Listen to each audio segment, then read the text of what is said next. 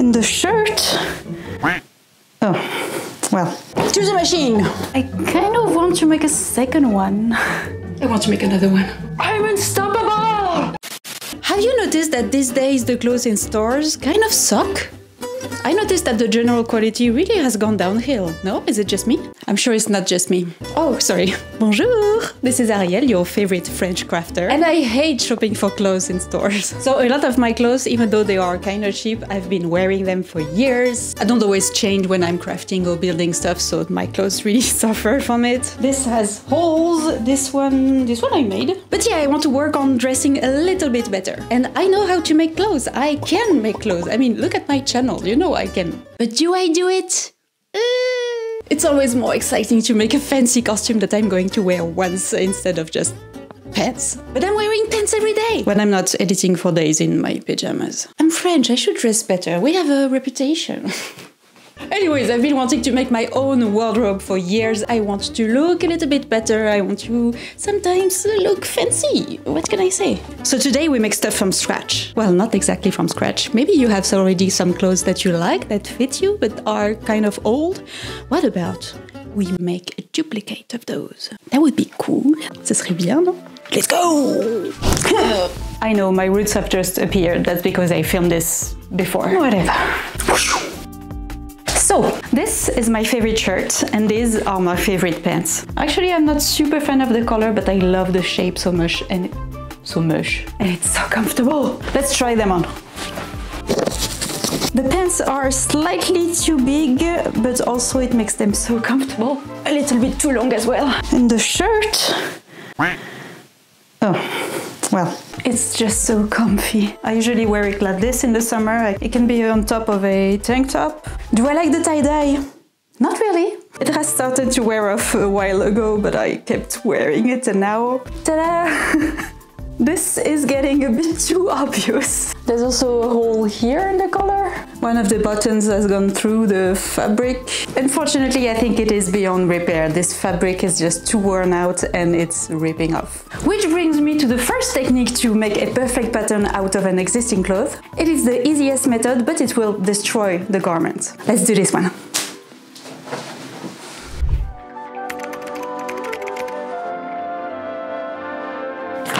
You want to study your piece and make sure that you write down every little piece there is, how many buttons, the general shape of it, and you want to do that before you destroy it. The more complicated the garment, the more you would have to write down. If there are special finishes, special seams, what size is the hem, anything you can see, it's better to write it down. Now, before cutting it up, I want to mark some important placement, like, for example, the shoulder seam.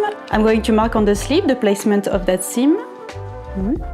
Same on the wrist, I want to mark down where this seam is. There are two pleats, so I'm going to mark those as well. And I'm adding some random notches, it will help with reconstructing the whole thing. So like here, here, here, there. No, pas ça. It's much easier when it's flat on the table. And now we can chop it off. You'll want to make sure that you are staying really close to the seam.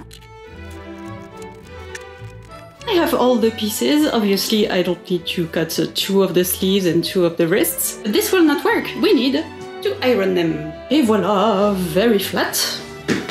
And now we can transfer it to paper. I'm tracing the contour of the piece, and this can get a little bit wonky because the fabric has been misshaped with time. So with some tracing tools like rulers and curves, I'm trying as best as I can to clean up those edges. You can see the fabric is folded for the buttons at the front, so we do not forget to mark those as well. And since we cut off the pieces instead of removing the seams, we have to add the seam allowance back to the pattern piece.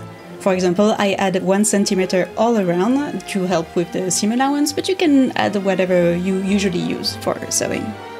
I'm doing that with all the pieces, making sure to take very important breaks from time to time.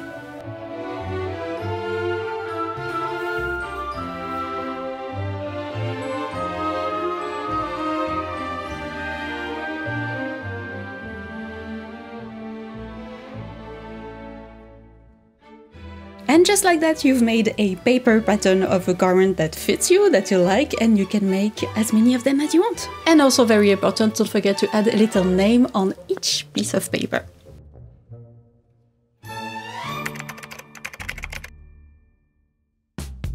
Bonjour, it's the next day. We have a finished pattern, so technically it fits me perfectly, it should be, so I'm not going to do a mock-up, let's just dive into making a shirt.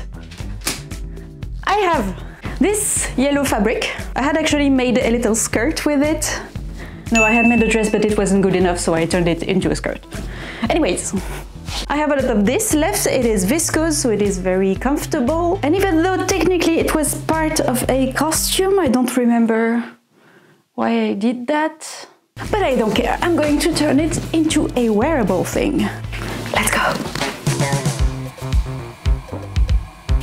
Fabric is pre-washed, ironed flat, set on the table, and then you can cut your pattern pieces just like any other.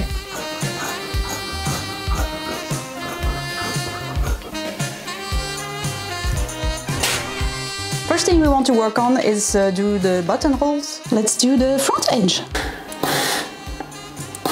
So I have marked where the buttons are.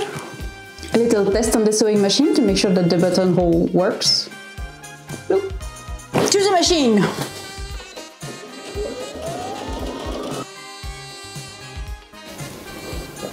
Perfect little buttonholes. Oh, I love this machine. Go! I have pinned the whole edges. Whee! I'm using a popsicle stick to make sure that the fabric is very flat under the machine. I like to use this because in case the needle goes through it, it will not explode, it will go through the wood. So now we need to serge the edges and I need to change the threads of the serger.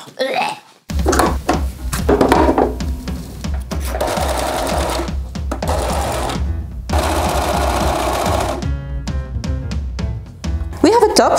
It needs a little bit of ironing. Let's work on the collar and the cuff. They are basically made in the same way because they are each 2 layers. Usually you would add interfacing in one of the layers on the inside, but it's not how it is done on this shirt. I don't really mind. I think the floppiness of the shirt is what I like with it. So let's make some sandwiches.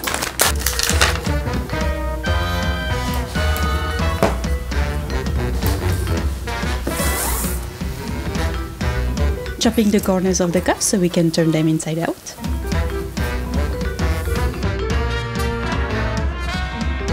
There is a slit on the sleeve, it's so you can put your hand through. And with the strip in place, we can now fold it like a bias tape and pin it in place.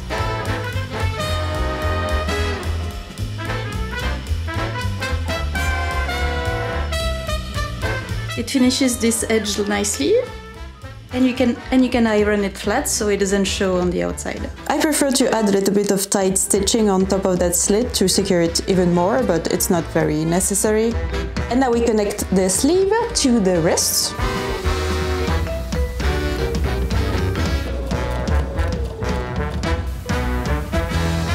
The wrist is pinned shut. I'm going to transfer the pins from the inside to the outside because I want to sew it from the outside so the stitch line is perfect. Et voila! We have a little cuff that is clean on the outside and on the inside. And now using the same technique, I'm going to attach the collar to the neckline.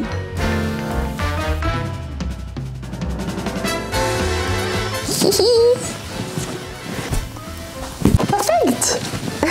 Clean on the outside and on the inside. Now it's just attaching the sleeves and buttons. That's it. I'm scavenging the buttons from the old shirt, but unfortunately it's missing 2 buttons. But I did find some in my stash that were close enough. Unfortunately, the buttons need to be sewn by hand. It takes a while, but it's relaxing and I'm listening to YouTube videos at the same time. Like you are probably working on your project right now. I hope you're enjoying it. Okay, that was kind of fun. I want to make another one.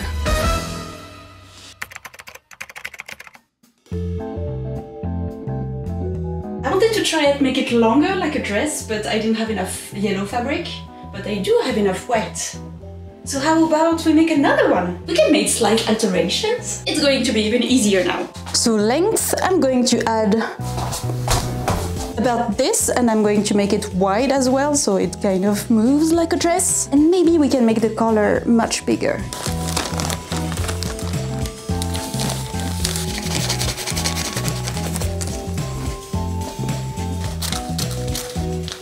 Yeah, this should be nice.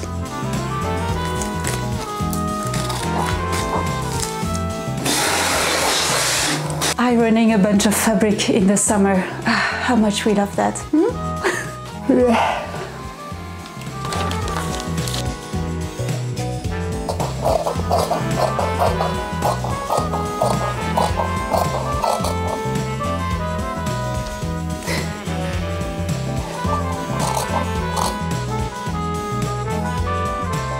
Okay, I cut all the pieces off. The construction is going to be very similar to the first shirt, but I'm just going to interface the collar and the cuffs because I want them to have a little bit more structure. I think it's nice on the floppy shirt, but this one I want it to be a little bit more stiff, slightly. And this cotton is a bit more structured anyway than the viscose, so it should match up nicely. The interfacing is fusible, which means you cut it up to the same shape and iron it very flat, protecting your iron, of course. But it reinforces this very light fabric and it makes it easier to have those geometrical shapes. Just as before, the long edges are stirred with the serger, and I can add the collar pieces exactly in the same way as the yellow shirt.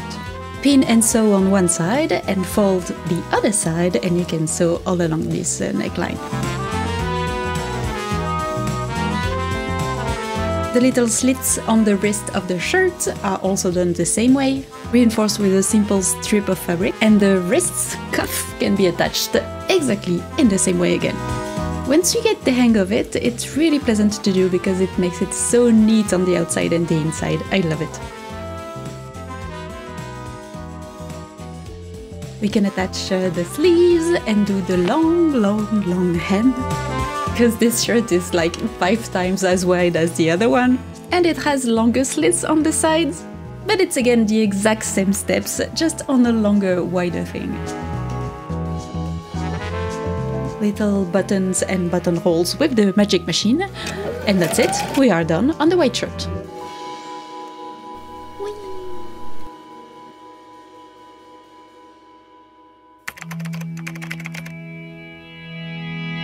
Monday morning blues, I open my eyes and I'm greeted by a cute little smile.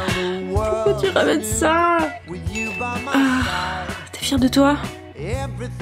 Oh no, no, no, no, no! And when we have finished our pieces, we can just fold and store the pattern. Just hear your voice on the phone, I think of you, and I'm not alone.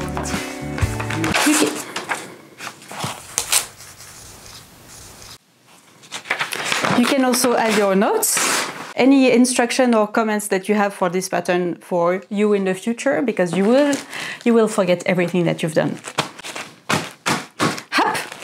Et voila! Now we can try to work on another pattern, and this time without destroying the original piece.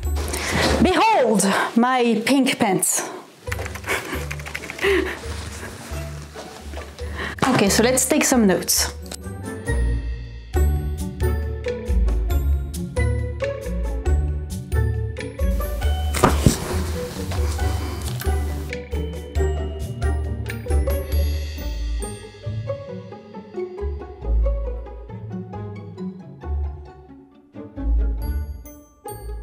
So let's start with the big front piece. You put it flat on your paper. And what I do is take a place that is very flat, like on this side, and I will pin the fabric to the paper. So at least this will not move on the fabric, and then I can go and flatten the fabric until I reach the seam, making sure it's very flat. And here I want to mark on the paper where this seam is. You want to move around and making sure that the front piece stays very flat on your paper.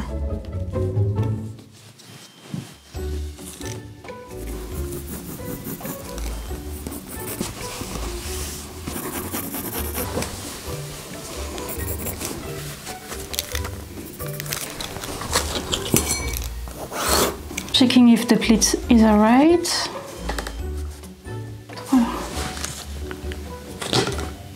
Yes, okay. This line is the pocket, this line is the front. We have the waistline here, and this gap here is the amount we have here in the pleat. So it's okay. And I'm doing the exact same thing with all pieces of the pants. Don't forget any tiny detail in the fly, the pockets, the belt. Try as much as you can to keep the piece flat on the paper.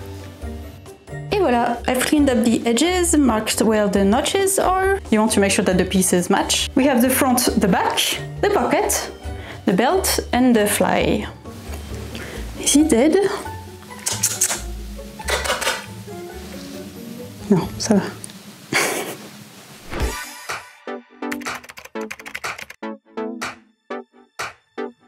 So now that we have our pants pattern, let's make some bottoms. And which fabric am I going to use? I will let you a few seconds to guess. If you guessed a Spider-Man duvet cover that I got at the charity shop for €2, you'd be correct. Non, ça c'est Batman. So, what should I do? Might have to do some pattern matching. I like those little spiders in the blue background. I like the buildings, but I really don't like the writing. How are we gonna do that? I have to cut a bit of the feet if I want to cut off the writing. So if I put it here, you shouldn't be able to see the writing, and also I'm gonna have the seam over there, so I'm not cutting his face off. I just have to pattern match the rest of the body. The hand stops here, so it doesn't really appear that it's reaching for the crotch, which should be weird, but also funny, I don't know.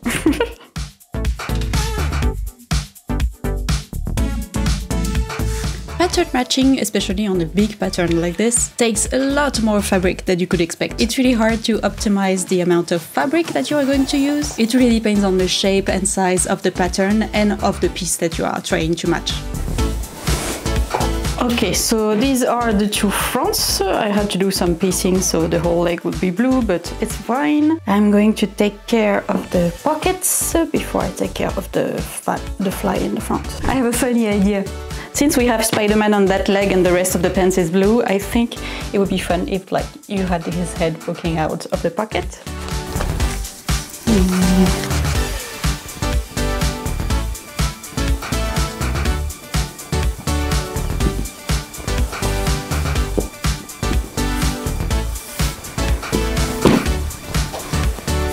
I'm going to use a red zipper because it matches Spidey here. But also that means the fly needs to be well done, so the red is not visible.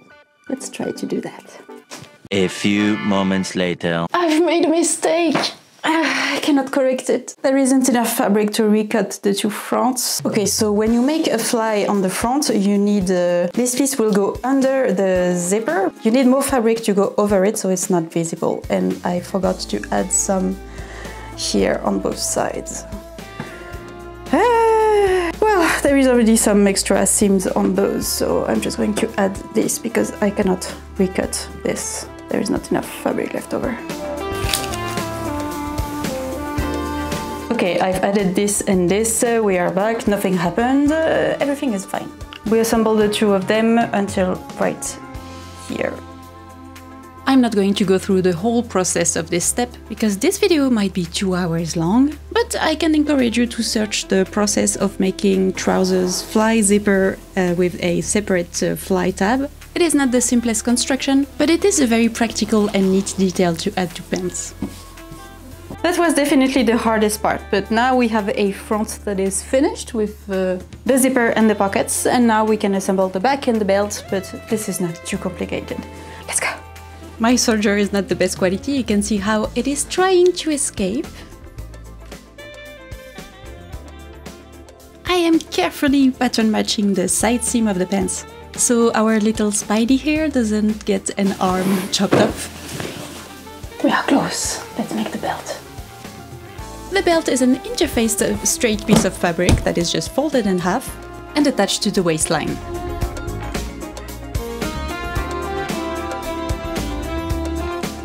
that's it, we just need one button. Okay, so I found this button, which is kind of super ugly, but also how is it possible that it matches so perfectly exactly in that spot? Voila, we have copied our pink pants into new Spider-Man pants. I kind of want to make a second one. I'm unstoppable! Ugh.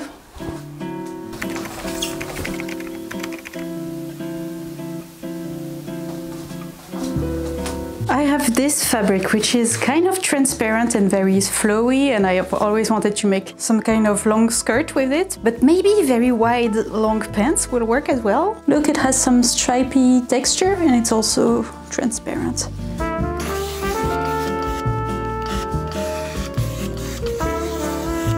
The construction of these pants is the same as before and even more simple. This fabric is so pleasant to work with, I can't wait to add this to my wardrobe.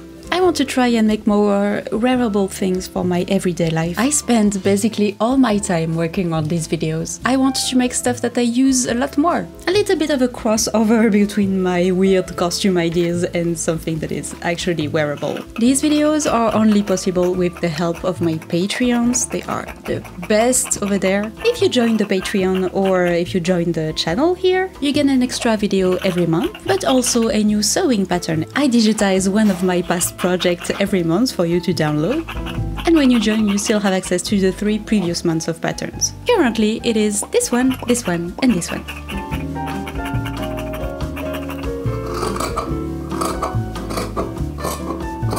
I added 5 cm on the side so it's even wider than the previous one. Same on the back. With this fabric being much more lightweight, I'm simplifying again the pockets to make it just in the side seam without this little triangle here. And for the same reason, I'm not going to do a zipper at the front. Also because it's going to be easier. Also, I want to tell you a little bit that I learned about supporting creators on Patreon or here on the channel memberships, because when I learned about it, I was really mad. If you make donation through the Patreon app or YouTube app on an iOS Apple device, Apple, the company, raises the price of that donation or takes a cut of that donation of 30%. And I was really mad to learn about this because I support other people on Patreon and I want to give money to these creators, not to Apple. So whether you support me or any other creator, know that Apple takes 30% of your money. I don't know what you think about this, but it feels really wrong to do that. I'm sorry, rant over. I'm a bit afraid I might have done it too tight. I'm going to reopen this tiny pleat in the back, just to make sure.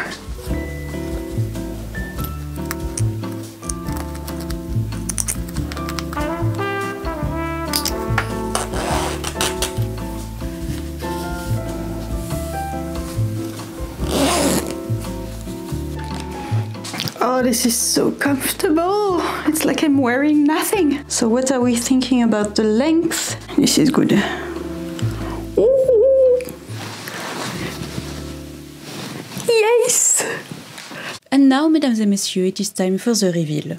Let's try to style those pieces. First look is a sunny yellow ensemble.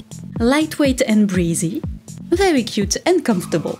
I made the skirt, the top and the shirt. The handbag is a popcorn box from Studio Universal, with a little added chain to turn into a handbag. It lights up, it fits a wallet and lipstick, but not my phone. 6 out of 10. Next is a very minimal transparent look. Elegant yet edgy, with a subtle sexiness to it. Extremely lightweight. These are my new favorite pants. And of course, pockets. 8 out of 10. Combining the two, we have the yellow shirt with the black pants, with handmade accessories like my leaf bow and pencil handbag. It's giving kindergarten teacher fighting depression. I love it. 8 out of 10. Next, the super wide shirt. It is basically wearing nothing, Comfortable, but clearly it is missing something. No, that's not working out. 2 out of 10. Ah, much better. Clearly accessorizing is the way to go. It could use maybe a jacket or at least some necklaces. But we are getting much closer to something with this one. Very much American tourist in Paris. I like it. 7 out of 10. Okay. 4, I guess. Okay, we are getting adventurous on this one. I see the vision, I like the vision, but I guess this look could use some pants. I really love the cute kinky vibe. I think it is very close to the point, missing it from a very short distance. But it is funny, original and colorful. Let's give it a sexy 6. Let's go full comic book with this Spider-Man inspired look. You think this is the first time I'm making a garment with a Spider-Man printed children's bedsheet? No, no, no. This is giving Daily Bugle intern. 8 out of 10. Keeping up with the spider theme, I'm adding a skirt that I made last Halloween and a handmade men's jacket that I made in fashion school. I'm really torn on this one. I don't know if I like it, but I don't hate it. 5. What do you think? Comment below your favorite look. And don't forget to subscribe. Bisous, bisous. Oh la la la la la. Allez hop, un trou, c'est bon.